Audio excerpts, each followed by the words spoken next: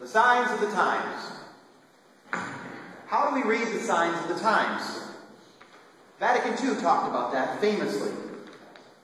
All of us are called to see what is happening. But how? How do we read what's going on in the world? Well, there are many interpretive guides that we can use. We can read the times politically. Indeed, much of history is written that way. What did the great kings and the president and prime ministers do? And why? What is the political signs of the times? Or we could read it sociologically. What are the great trends going on in society? What is unfolding in the popular culture? What are the shifts in the demographics? And why? What do the public opinion polls tell us? You think about the news at night, they'll ask people, call in and tell us what you think of some subject. And they are reading the world from a sociological perspective. Or we can look at Karl Marx and read the signs of the times economically. Marx famously said this in the 19th century, that deep down everything always comes back to economics. Everything else, according to Marx, political, cultural, military, religion, everything else is an expansion of an economic substructure. We can read the signs of the times culturally. We can look at the fine arts, language, films, books, and so forth. People reading the New York Times Books Review, they give us a picture of the cultural way of things. So what's the point? All of these are valid frameworks for understanding the world, whether you're reading a commentary or a national review or a foreign policy or the New York Times or a book. Whether it's Sports Illustrated or Entertainment Weekly or People Magazine. You are attempting to read through some lens and to determine the signs of the times. What was particular or peculiar about the Israelites is that they read the world through theological lenses. It's very important to understand that. There is such an important difference in the Bible. When they looked at the world and wondered primarily what God was doing and why. Now, mind you, the ancient Jews were very astute political readers and astute cultural readers. They would not have had our sociological skills or psychological understanding, but they had a sensibility about that in their own way. But that was not their primary lens of interpretation through which they looked at the world. They looked at it through the eyes of theology. And we must keep this clear for biblical authors. God's intervention or his activity in the world was never perceived as operating alongside other frameworks, but through them and under them. You see what I'm getting at? It's not as though, well, there's a political thing going on here, and there's a social thing going on there, and there's a cultural thing going on. Oh, and then religion, there's a thing going on over there. As though it were one of many elements. The biblical Jews believed that God was operating in and through all of these dimensions. And Thomas Aquinas said that God is not a competing cause among many, but rather, he is the cause of causes that undergirds and expresses itself precisely through all of the finite modes of causality. Now, that's an abstract way of saying this. The political reading of history is right, insofar as it goes. The things that are the way they are. The king did this and the other king did that. How come American history is the way it is? What about President Jackson and President Adams and so forth? It's true, insofar as it goes. And the cultural trends, right, insofar as it goes. So what happens in the high culture and pop culture and books being read and the trends on TV and film that tells us the truth about those things? To a point. Is the economic reading right? Is Karl Marx right? Yeah, to a point.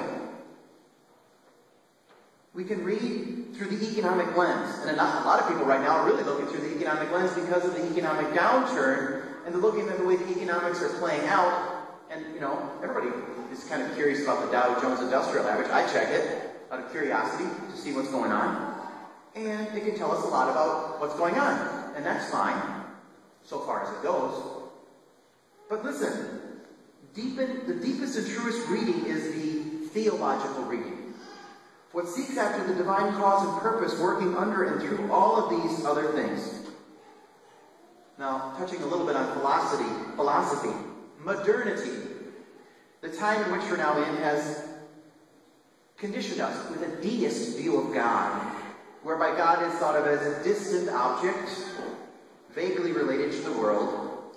And a deist reading would say that God is not as personally involved in economics or political or cultural things. But remember, that's not the biblical reading.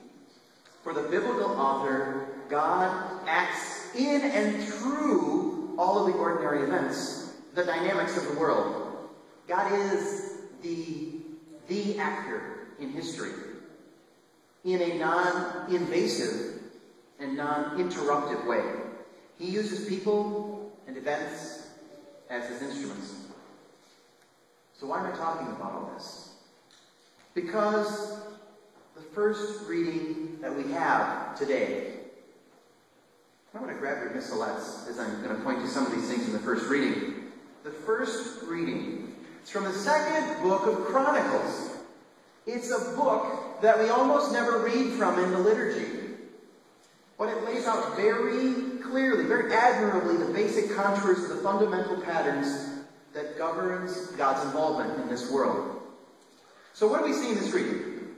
First, we are taught to read the signs of the times morally, religiously, and in an Israel-centered way. That is to say, in terms of how Israel, God's people, is pleasing or not to God. Listen to these words. The princes of Judah, priests, and the people added infidelity to infidelity, practicing all the abominations of the nations and polluting the Lord's temple. Now that is prophetic. That's a prophetic voice. That is somebody reading the signs of the times. And what is the guy looking at? He's looking at Israel, God's chosen people, and he's trying to assess how well they are following the commandments of the Lord. And more precisely, how they are worshiping the Lord in the temple. We must never forget that Israel was meant to be the beacon to the nations. A nation that would act in accordance with God's purposes and thereby attract all the other nations of the world to the truth, to God. What is the author saying? What is he complaining about? Instead of being a beacon to the nations, Israel has become an ape of the nations. They're simply mimicking the worst things that the other nations have brought forward, and thereby moving contrary to God's purpose for them. Now, you might say, okay, it's ancient Israel, that's thousands of years ago. But remember the church of Jesus Christ is the new Israel. We have been grafted onto Israel, the fulfillment of the Old Testament. We are meant to be the people who give right praise to God. We are meant to be the people who obey God and thereby become a beacon to the nations.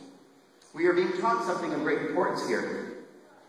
How the followers of Jesus behave make a difference, not only to them, but to those that they are supposed to be inspiring. So, what is going on in the world? What are the signs of our times?